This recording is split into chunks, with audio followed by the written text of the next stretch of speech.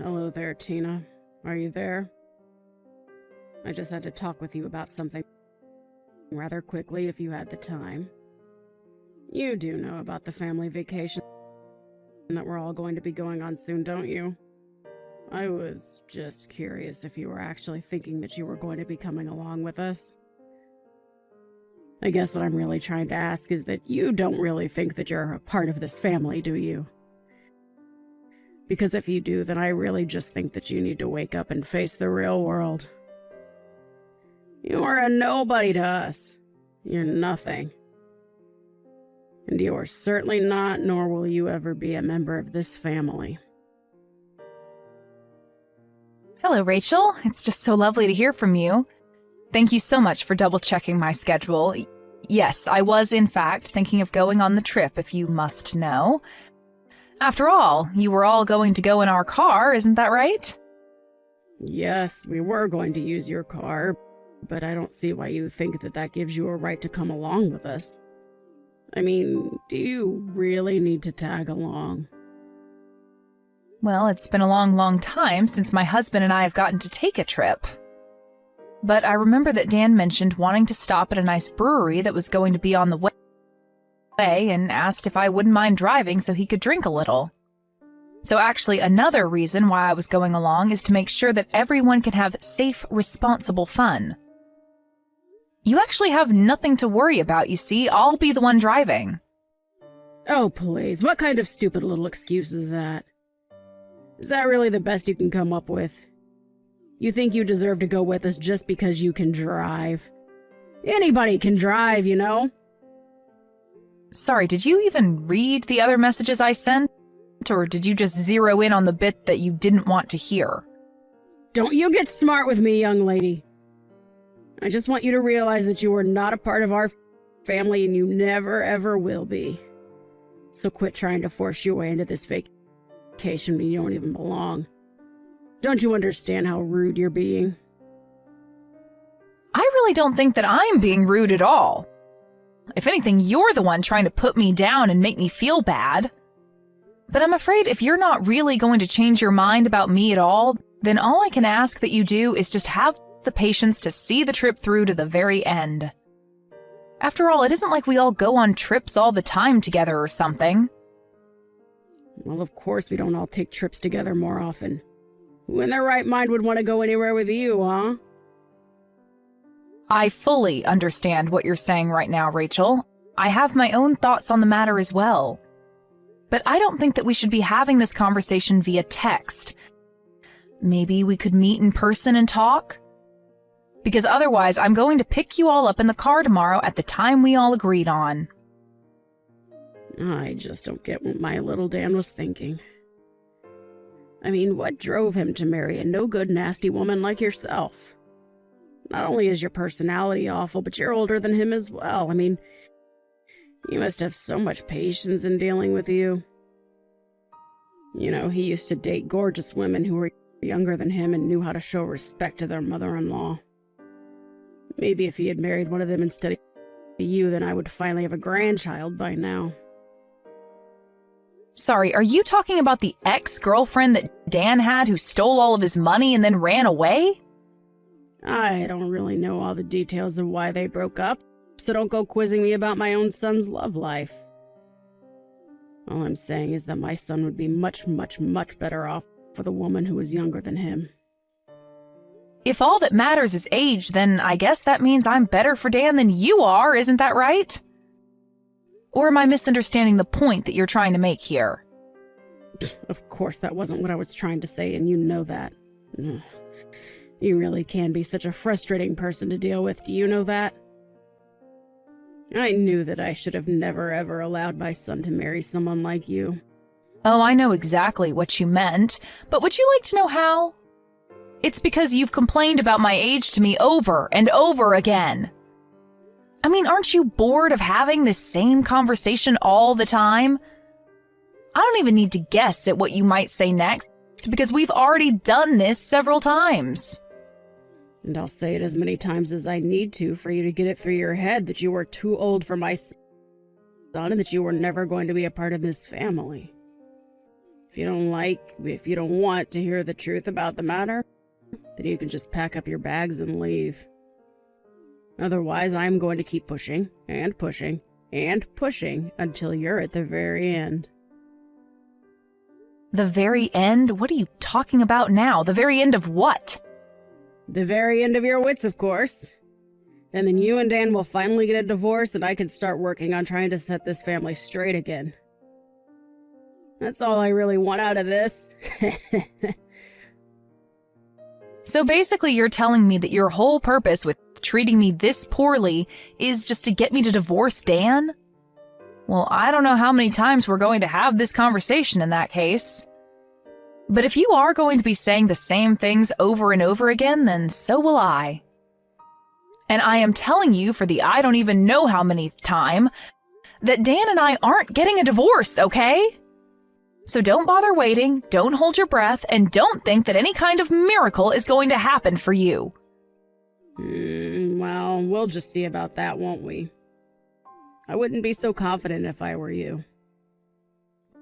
Well, I don't need confidence when I know that Dan and I have no intention of splitting up ever. I just know it won't happen.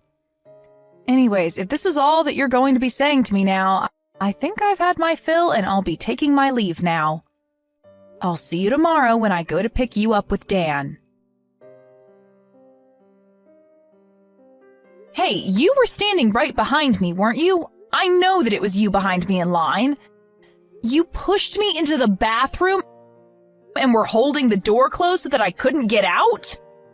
What on earth are you talking about? I didn't do anything, dear.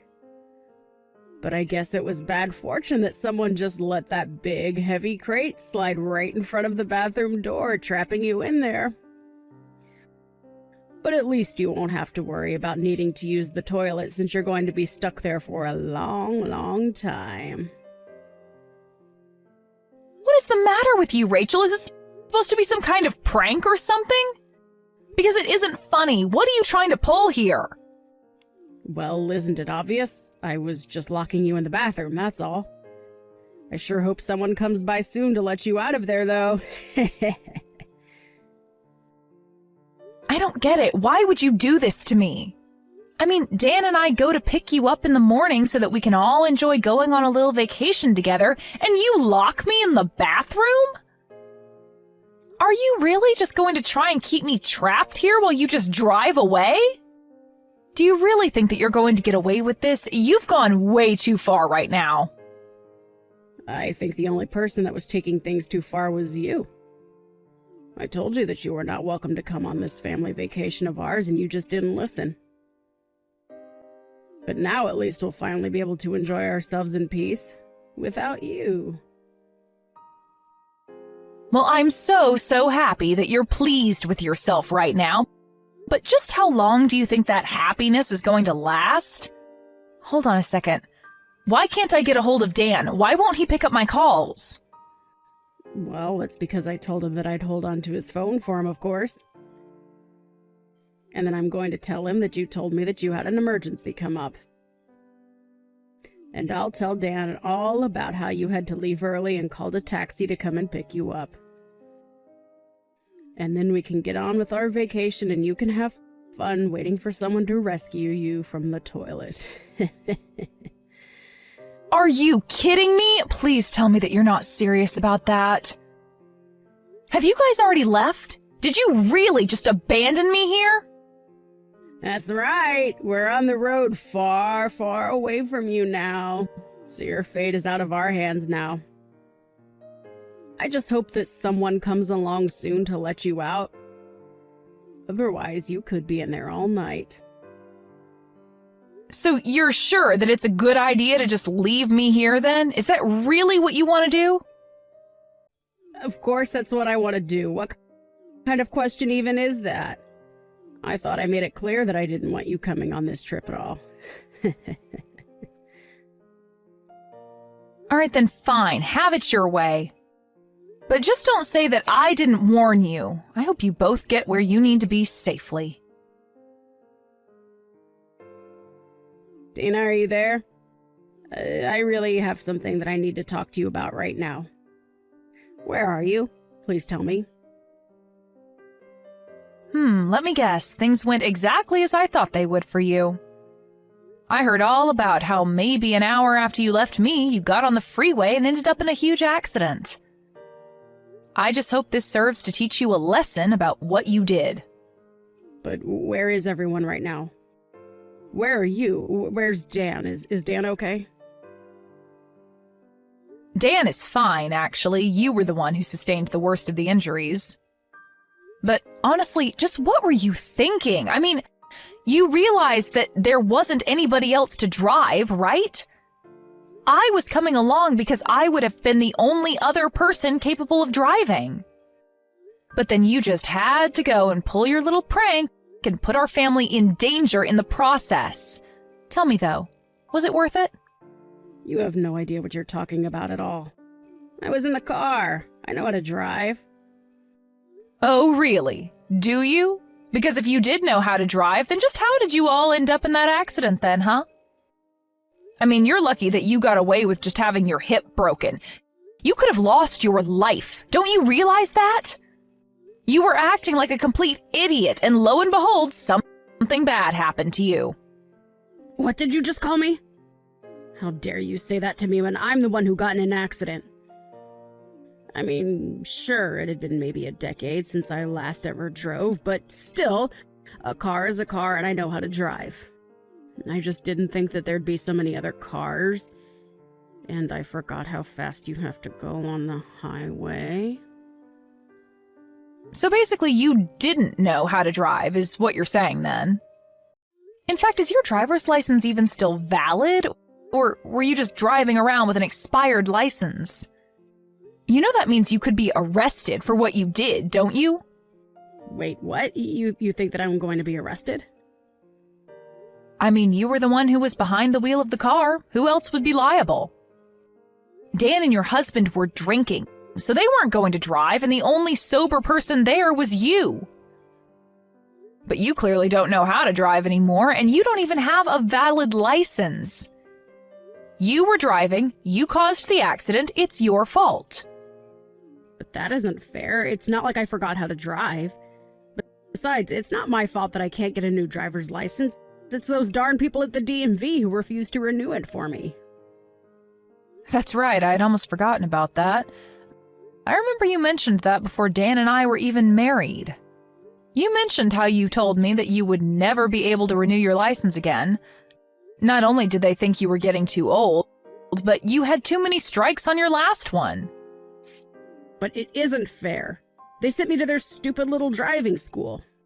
I took all their classes and they still had the nerve to not give me a new one. Surely you must agree that this is horrible, right? I mean, who are they to tell me that I can't drive when I know that I can drive perfectly well? Am I really going to be arrested just for a little fender bender? Fender bender? Rachel, you are literally in the hospital and unable to move because of the accident that you caused. Not only that, but you could have seriously injured your son and husband. How can you be so focused on yourself when all that might have happened? Well, I guess that does make some sense when you put it that way. And that's why I was telling you that I needed to be there to drive. But you had to act completely delusional. You locked me in the bathroom and then just drove off without me. Please, Tina, there's no need for you to take this kind of tone with me.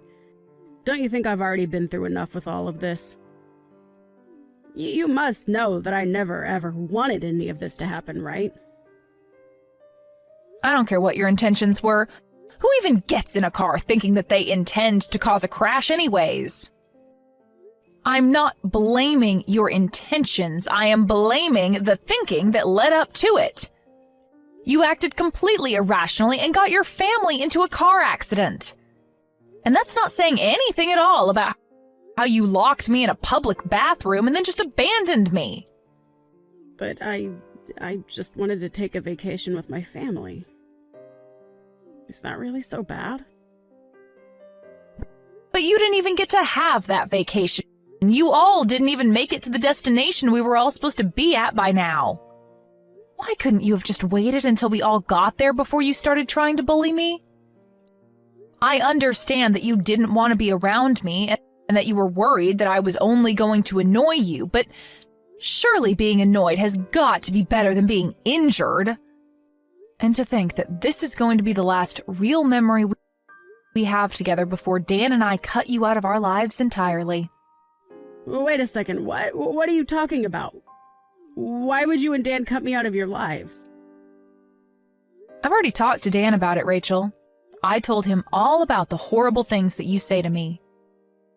And now, with all that's happened for the vacation, he just can't tolerate you any longer. In fact, he was already going to talk about this with you before we even went on the trip, if you must know. Hold on a second. Now that you mention it, Dan did say that he had something important he wanted to talk to me about. You're telling me that this is that. He wanted to tell me that he didn't want me around anymore? That's right. And there's one more thing that you should know, Rachel. I'm pregnant. Wait, what? You've got to be kidding me. Why am I just hearing about this now? You're only hearing about it now because I know that letting you know any sooner wouldn't have been good for me or the baby. I mean, do you have any idea just how stressful it already is talking to you like this? I knew that if I told you I was pregnant, you would be trying to control my life. I talked to Dan about this and told him that I don't know how I was supposed to go through with this if you were going to be constantly breathing down my neck about every little thing. So we talked and said that the best thing to do would be to put physical distance between us all. So we're going to be moving away. But this is all so much. I can't handle all of this news at once. How is this happening? It's happening because we didn't want you to know a word of it, but now that we're about to cut you out of our lives anyways, it doesn't really matter. That, and you never even gave me a chance to speak about my life to you. You were always just interested in putting me down. But now you've gone and made a mistake that can't be undone. And in doing so, you've confirmed every fear about you that I've had. And you've shown your son and husband that you're nothing but a mean bully who doesn't deserve the loving family she has. But wait, Tina, please. If you're pregnant, then this changes everything. I mean, can't we just pretend like nothing ever happened? We can just put all this behind us, can't we? Why didn't you ever tell me about this? I literally just explained to you why I didn't tell you. Did you even read the messages that I was sending you? I told you that you were just going to try and interfere with our lives even more if you know that I was pregnant. Dan and I were going to use this as the chance to cut you out of our lives. That's why you didn't know about it until now. But then you mean you're not even going to let me meet my own grandchild? Well, it's going to be hard for you to meet them anyway, if you're behind bars for what you've done. Please don't say things like that. You really can't think that they would throw an old lady like me in jail. I'm sorry, but the law is the law. Do you really think that you're above just because of your age? Either way, you're not going to be our problem anymore. We want nothing to do with you ever again, and we are going to be cutting you out of our lives. Whether or not you get arrested after this, it really makes no difference to me at all. Just wait, Tina. You can't be serious about this, right? I mean, you're really just going to abandon me during my time of need like this? Please, I had no idea that you were pregnant. That really would have changed everything. I promise that I'll change. I'll help you raise them well. You have to believe me. We do not want you to have anything to do with our child at all, Rachel. That's the whole reason we're going to be moving as far away from you as we can. Just stay out of our lives and don't come looking for us. Do you understand? So then you're really serious about all this? But I never even gave Dan permission to do this. You can't just leave me! I'm afraid that we've already made up our minds and we're going to be moving out. That is final. Just remember that you're the one that's going to have to explain all this to your husband. You're going to have to tell him that you were so horrible to me that you pushed me and your son away to the point that we never want to see you again.